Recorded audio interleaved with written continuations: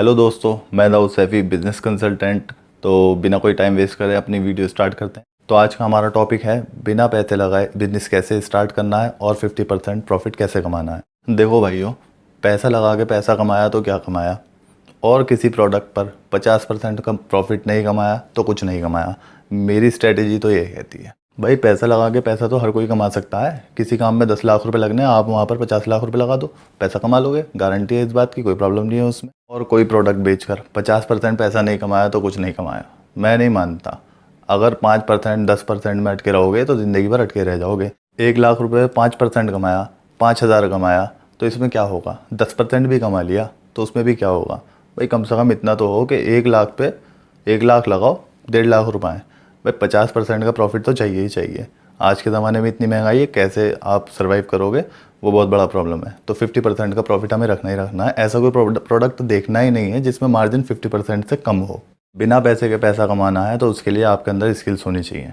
मेरे हिसाब से 2 स्किल्स होनी चाहिए और वो ज़रूर होनी चाहिए। स्किल क्या है?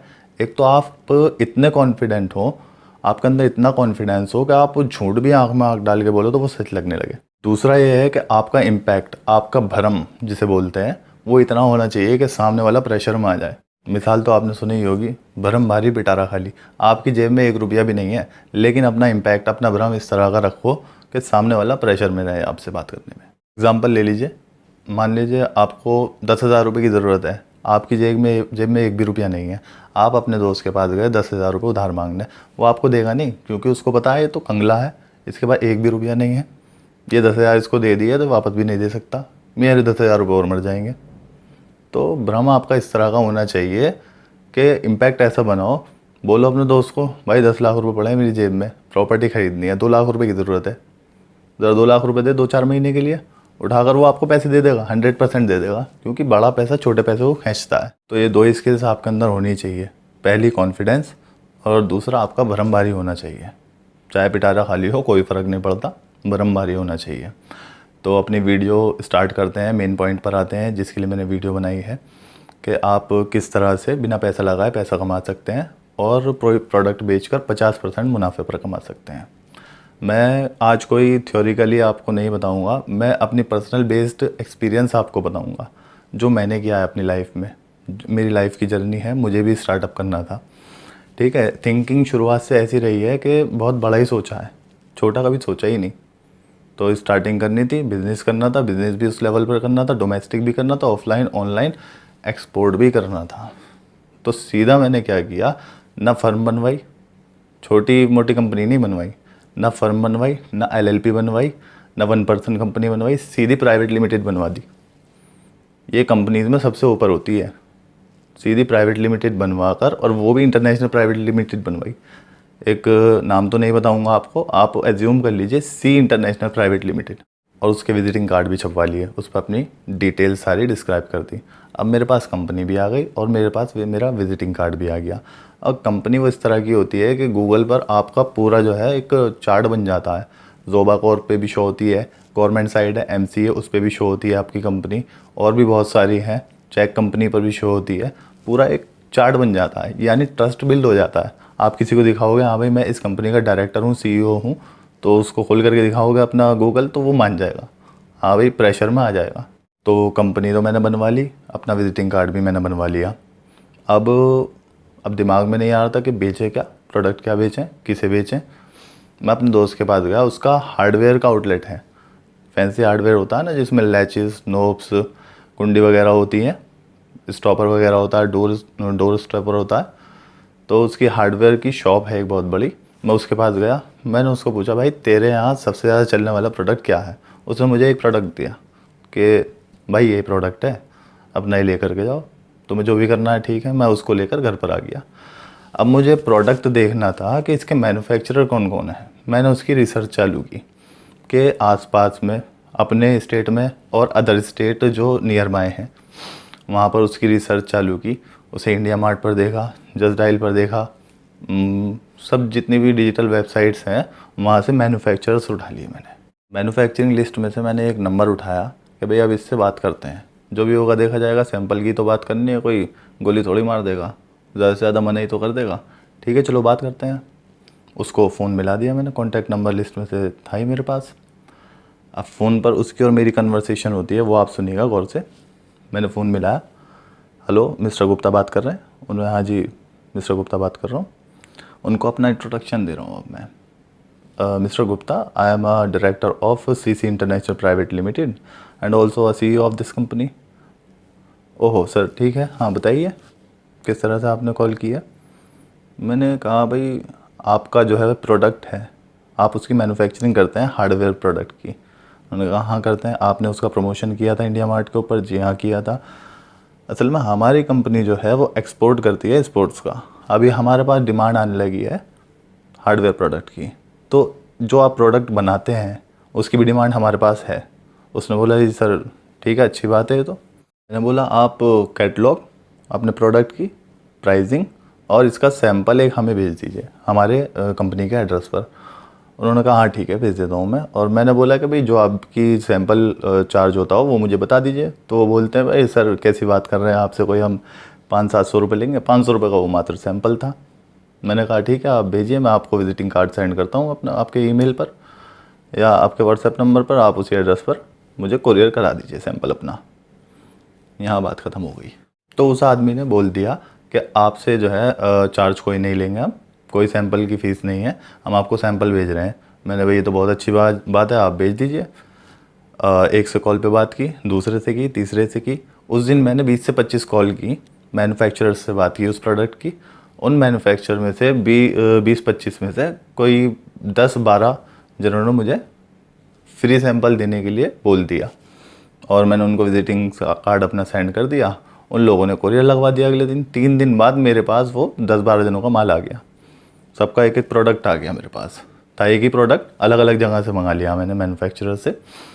अब मान लीजिए 10 आइटम आए मेरे पास, 10 प्रोडक्ट, तो एक प्रोडक्ट कितने का था? 500 रुपये का प्रोडक्ट था। अब 10 आए हैं तो 5,000 रुपये का माल मेरे पास फ्री में आ गया। मैंने भाई ये तो बहुत अच्छी बात है, 5,000 रुपये का माल फ्री में आ गया। मैंने उठा करके अपने दोस्त के पास पहुंच गया। मैंने भाई ये आइटम है जो आपने मुझे बताया था, कितने का ले रहे हो आप मार्केट से? उसने बोला 900 रुपये का ले रहा हूँ। अब मेरा आया हुआ था 500 रुपये का। ऐसा होता है, वो रिटेलर था। मैन्युफैक्चरर डायरेक्ट रिटेलर को माल नहीं देता। मैन्युफैक्चरर पहले डिस्ट्रीब्यूटर को देता है, वो होलसेलर को देता है, वो सप्लायर को देता है और सप्लायर रिटेलर को देता है, या फिर होलसेलर डायरेक्ट भी रिटेलर को दे देता है। तो वहाँ से कोई 500 रुपये की चीज़ चली हुई हो तो यहाँ पे 900-1000 रुपये की ही बिकती है रिटेल काउंटर पर। मैंने कहा भाई आपका 900 रुपये का आता है, मैं आपको 750 रुपये का देता हूँ, लेकिन दूंगा कैश में। उसने बोला ठीक है कोई बात नहीं, और भी हो तो और भी ले आना। मैंने भाई फ़िलहाल ये 10 पीस हैं, ये ले लो। उसने ठीक है मुझे 10 पीस रख लिया और 7,500 रुपये दे दिए। तो मैं लेकर घर आ गया अपने।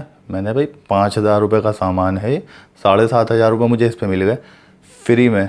मतलब पैसा भी कोई नहीं लगाया, 50% का इस पर मुझे मुनाफा भी हो गया। मैंने ये काम बढ़िया है, ये तो अब मैं छोड़ूंगा नहीं, इसको तो बढ़िया करके पकड़ के रखूँगा। अब मैंने ये काम जो है स्टार्ट कर दिया अपने रेगुलर रूटीन में। 20 से 30 आदमियों को रोज़ फ़ोन करता था। उनमें से कम 10 आदमी तो कन्विंस हो जाते थे मुझे फ्री में सैंपल भेजने के लिए।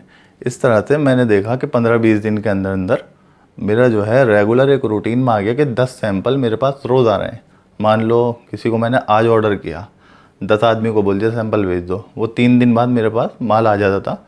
वो मेरे खुद के स्टेट से हो या फिर नियर बाय स्टेट से हो, 3 दिन में माल आ जाता था कोरियर से। अब इस तरह से आज माल ऑर्डर किया हुआ 3 दिन बाद आ गया, जो कल ऑर्डर किया वो चौथे दिन आता था, जो परसों ऑर्डर किया वो 5वें दिन आता था। इस तरह से 15-20 दिन के अंदर अंदर मेरे पास रोज़ हर रोज़ कम से कम 10 सैंपल आने लगे, यानी 5,000 रुपये रोज़ का माल मेरे पास आने लगा। 5,000 रुपये से जोड़ते हैं तो वो रेगुलर रूटीन में बनी गया था मेरा। 5,000 रुपये रोज़ से महीने के 1.5 लाख रुपये बैठते हैं, और मार्केट में मैं कितने का दे रहा था उसे? 2,25,000 रुपये का। 50% का मैं उस पर मुनाफा रख रहा था अपना। मतलब लगाया कुछ नहीं है, 50% मुनाफा और मिल रहा है। अब प्रॉब्लम इसमें एक आती थी, रेगुलर काम ये मेरा चल ही रहा था, प्रॉब्लम इसमें ये आ रही थी, प्रॉब्लम भी नहीं कह सकते, बस ये है कि जिसे सैंपल मंगाया कॉल तो वो करता ही है। अब जिससे फर्स्ट डे सैंपल मंगाया था, अब 15-20 दिन बाद उसकी कॉल आती है, सर आपने ऐसे ऐसे हमसे एक सैंपल मंगाया था, क्या रहा उसमें, कुछ ऑर्डर वगैरह हो तो बताइए। तो उसको मैं इस तरह से हैंडल करता था कि सर इस बार तो कोई ऑर्डर है नहीं, कोई ऑर्डर आएगा तो आपको बता देंगे, फ़िलहाल आप एक काम कीजिए, जो आपका सैंपल आया था उसका मैं आपको पेमेंट कर देता हूँ। वो बोलता है चलिए ठीक है, आप पेमेंट करा दीजिए इसी नंबर पर, कोई ऑर्डर हो तो मुझे बता दीजिएगा। उठाकर उसको पेमेंट कर दिया। मतलब कोई गलत काम तो किया नहीं, किसी से सैंपल मंगाया और उसको उसका पेमेंट कर दिया। इस चीज़ का मैंने ख़ास ध्यान रखा, नीयत साफ़ अपनी रखी। बोलते हैं ना, नीयत साफ़ मंजिल आसान। नीयत अपनी साफ़ रखी, किसी से सैंपल आया है तो उसके पैसे उसको पहुंचा दिया करता था। मतलब इन्वेस्टमेंट वो करते थे, प्रॉफिट उसमें मैं कमाता था। इसमें आप कह सकते हैं कि जो रिटेलर है उसका भी फ़ायदा हो रहा था, मैं हूँ मेरा भी फ़ायदा हो रहा था, जो मैन्युफैक्चरर है उसका यूज़ हो रहा था उसका सिर्फ यूज़ हो रहा था। अच्छा, उसमें एक प्रॉब्लम और आई कि 2-3 महीने गुजर जाने के बाद मुझे दिखाई दिया कि मेरे आसपास के जो स्टेट हैं, मैंने वहाँ से ही माल मंगा लिया सबसे। लगभग जो मेरा खुद का स्टेट है वहाँ से ही माल मंगा लिया है, सबसे सैंपल मंगा लिया है। अब वो लोग कम होते जा रहे थे। मतलब मेरे पास मैन्युफैक्चरर नहीं थे एक पर्टिकुलर प्रोडक्ट के लिए कि मैं उनसे रेगुलर माल सैंपल मंगाता रहूँ। अब जिनसे एक बार मंगा लिया उससे दोबारा तो फ़ोन करके कह नहीं सकते कि भाई हमें दोबारा सैंपल भेज दे। आप कहे तो वो 2 बात और सुना देगा हमें आगे की। दोबारा तो उन्हें कॉल बिल्कुल नहीं की। अब ये प्रॉब्लम तो थी और बड़ी प्रॉब्लम थी, मैन्युफैक्चरर ख़त्म हो चुके हैं और प्रोडक्ट मुझे चाहिए। अब मैं फिर अपने दोस्त के पास गया, मैंने भाई ऐसे ऐसे प्रॉब्लम आ रही है कि माल आगे से ये वाला नहीं मिल पाएगा, कोई और प्रोडक्ट भी है तुम्हारे पास जो रेगुलर चलता हो? तो उसने मुझको बोला कि भाई तो परेशान मत हो, मेरे पास जितना आइटम रखा है 1000 आइटम होंगे, 1000 के 1000 चलते हैं। वो चलते हैं बिकते हैं तभी तो मैंने रख रखे हैं, मैं रख के क्या करूँगा इस प्रोडक्ट का। मैंने हाँ यार बात तो ठीक है, तो मुझे और प्रोडक्ट दिखाओ, आप किन चीज़ों में काम करते हो। उसने मुझे 2-4 प्रोडक्ट और दिखाए, मैंने उसमें से फिर एक प्रोडक्ट ले लिया। मैंने भी चलो ठीक है, मैंने 1000 प्रोडक्ट बता रहा है, इसके 10 आदमी भी बनाने वाले हुए तो 10,000 मैन्युफैक्चरर मिल गए मुझे। तो मेरा एरिया इस तरीके से बढ़ गया। मैं उससे दूसरा प्रोडक्ट लाया, उसमें भी मैंने इस तरीके से काम किया। तो आगे जो है इस तरीके से मैं अपने काम को लेकर जाता रहा। फिर आगे काफ़ी टाइम बाद मैंने उस काम को पैटर्न में कर लिया। मैंने भाई ये कब तक करेंगे, क्योंकि मेरे पास ऑर्डर भी आने लगे थे।